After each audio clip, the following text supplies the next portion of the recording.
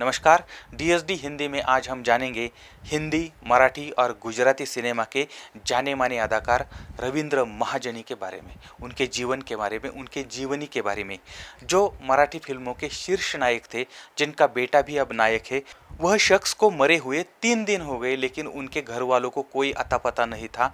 आखिरकार लाश सड़ गई, बदबू आने लगी। इस बदबू से पड़ोसी परेशान हो गए। इसके चलते उन्होंने पुलिस को सूचना दी। फिर पुलिस आई, उन्होंने शव को बाहर निकाला। अब सवाल यही उठता है कि यह सब क्या है? ऐसे स्टारडम का क्या फ़ायदा, ऐसे बच्चों का क्या फ़ायदा, ऐसे परिवार का क्या फ़ायदा? एक बहुत बुरा अंत रविंद्र जी महाजनी का हुआ है। इसीलिए अब हम इस स्टोरी को अंत से शुरू करते हैं। तो पुणे जनपद है, उसमें मावल तहसील है। इसमें एमआईडीसी रोड पर आंबे नाम का एक गांव है। यहाँ पर एक सर्बिया नाम की सोसाइटी है और इस सोसाइटी में पिछले 7-8 महीने से अभिनेता रविंद्र महाजनी जी रहते थे। उनकी उम्र अब 77 साल हो गई थी। वो बीमार थे, उनकी सर्जरी हो गई थी। फिलहाल महाजनी अपने घर से बाहर नहीं निकलते थे। उनका दरवाजा अक्सर बंद ही रहता था। उनके फ्लैट से अब दुर्गंध आ रही थी। पड़ोस वाले लोग जो है वो सोच रहे थे कि शायद कोई चूहा मरा होगा, लेकिन धीरे धीरे बदबू बढ़ती जा रही थी। लेकिन इसके बाद पड़ोसियों को संदेह होने लगा और 14 जुलाई 2023 शुक्रवार को पुलिस को सूचना दी गई। तलेगांव एमआईडीसी पुलिस जो है वो वहाँ पे घटनास्थल पर उपस्थित हो गई। फ्लैट का दरवाज़ा जो है वो बंद था, वो तोड़ा गया। अंदर रविंद्र महाजनी जी का शव पड़ा था। शायद 2-3 दिन पहले इस एक्टर का निधन हो गया होगा। शव सड़ने लगा था, इससे बहुत दुर्गंध आ रही थी। पुलिस ने पंचनामा किया, शव को पोस्टमार्टम के लिए भेज दिया। उनका जो सुपुत्र है कश्मीर, वो तो मुंबई में था और उसे जानकारी दी गई बेटा हो तो ऐसा हो। जिन्होंने जन्म दिया वे पिता 2-3 दिन से मरकर सड़ रहे थे और बेटे को उसकी खबर भी नहीं थी। खैर, ये बड़ी हस्तियां हैं, सेलिब्रिटी लोग हैं। पैसा और शोहरत के चकाचौंध में कुछ लोग रिश्ते और नाते भूल जाते हैं। लेकिन एक बात हर एक ने समझनी चाहिए, नियति, प्रकृति और ऊपर वाला यह बात कभी भी भूलता नहीं। तो थोड़ा सा हम फ्लैशबैक में जाते हैं। यह 70 का दशक था। बम्बई की सड़कों पर रविंद्र महाजनी नाम का एक खूबसूरत लड़का रिक्शा चला रहा था। वह मेहनत मजदूरी करके अपने और अपने परिवार का पेट पाल रहा था। लेकिन ये रिक्शा वाला कोई आम रिक्शा वाला नहीं था। मराठी अखबार लोकसत्ता के संपादक ह रा महाजनी इनका वो पुत्र था, इनका वो बेटा था। इतने बड़े अखबार के संपादक का बेटा बम्बई में रिक्शा चलाने का काम करता है, इसे देखकर लोग हैरान हो जाते थे। परिजन इस युवक को खरी खोटी सुनाते थे। लेकिन रविंद्र अपना काम बड़ी शिद्दत से और बड़ी ईमानदारी से करता था।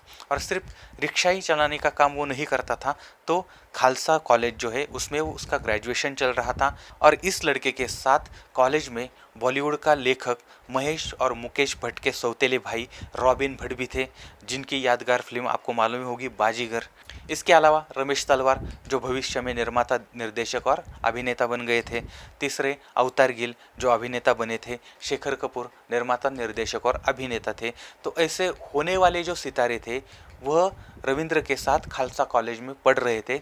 और रविंद्र का भी सपना था कि उन्हें अभिनेता बनना है और इसके लिए वह अपने कॉलेज की पढ़ाई तो कर रहा था, उसके साथ साथ ऑडिशन भी दे रहा था और बाकी समय में वह रिक्शा चला रहा था।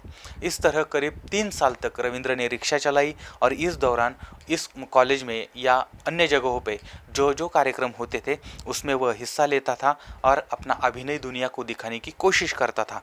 और एक बार मधुसूदन कालेलकर जी जो है उन्होंने रविंद्र का अभिनय देखा और अपने नाटक में उसको काम दिया। नाटक का नाम था जानता अजानता। अब इस नाटक में इस युवक ने बहुत शानदार अभिनय किया। इस कारण कालेलकर जी ने विशेष रूप से इसके लिए एक नया नाटक लिखा। नाम था तो राजहंस एक।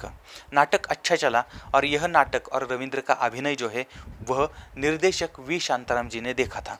तो यह लड़का भविष्य में जाके बहुत अच्छा अभिनेता बन सकता है और इसी के चलते शांताराम बापू ने उन्हें अपनी फिल्म जिसका नाम था झुंझ, तो इसमें मुख्य भूमिका में लिया था। और यह फिल्म 1975 में रिलीज हो गई थी।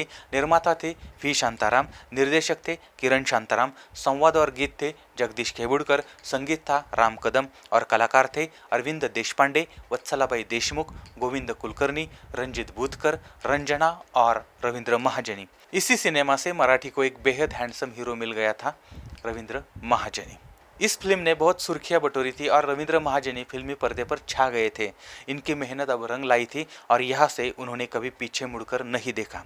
रविंद्र महाजनी का जन्म बेलगांव में हुआ था और कुछ जगह पे मैंने पढ़ा था कि उनका जन्म पुणे में हुआ था। खैर, लेकिन उनके पिता जो थे वो बहुत बड़े पत्रकार थे और जब रविंद्र जी 2 साल के थे तब उनका परिवार मुंबई में शिफ्ट हो गया था। काम के सिलसिले में बम्बई में आ गए थे और वहाँ रविंद्र की पढ़ाई चालू हो गई और बहुत संघर्ष करने के बाद उन्हें झुंझ फिल्म जो है वो मिल गई और उनके संघर्ष का अंत हो गया। इसके बाद आराम हराम है, लक्ष्मी, लक्ष्मीची पावलं, देवता, गोंधळात गोंधळ, मुंबईचा जावई जैसी हल्की फुल्की कॉमेडी वाली फिल्में भी उन्होंने की थी। 1975 से 1990 तक रविंद्र जी की सफलता का ग्राफ जो है वो बढ़ता जा रहा था और इसी अवधि के दौरान मराठी अभिनेता अरुण सरनाईक जी का दुर्भाग्यवश निधन हो गया था और इसके चलते रवींद्र महाजनी ने अरुण जी के नाटक जिसका नाम था बेल भंडार और अपराध मीच केला, इसमें अरुण जी की भूमिका निभाई और उनको श्रद्धांजलि अर्पित की थी। रविंद्र महाजनी ने मराठी सिनेमा पर लंबे समय तक राज किया था और जिस प्रकार उन्होंने मराठी में काम किया उसी प्रकार उन्होंने हिंदी में भी काम किया था और गुजराती फिल्मों में भी काम किया था। 1990 के बाद महाजनी जी ने चरित्र भूमिकाएं निभाना शुरू कर दिया था और कुछ सीरियल में भी उन्होंने काम किया था। फिल्म सत्यसाठी काहीही इसका निर्माण किया था और निर्देशन भी उन्होंने किया था। इसके बाद काय राव तुम्ही, कैरी ऑन मराठा, देऊल बंद, पानीपत जैसे फिल्मों में भी उनका काम था। रविंद्र जी अपने जीवन के अंतिम समय में बम्बई से दूर मावल क्षेत्र में रहते थे। वो अक्सर बीमार थे, अकेले थे और एक दिन इस एक्टर ने किसी को बिना बताए इस दुनिया को छोड़ दिया और दुनिया से अलविदा कहे गए, यहाँ से चले गए। इस वीडियो से हमने रविंद्र जी की कुछ बातें बताने की कोशिश की है। तो ये वीडियो आपको कैसा लगा कमेंट करके बताइए। फिर मिलते हैं अगले वीडियो में, तब तक के लिए धन्यवाद।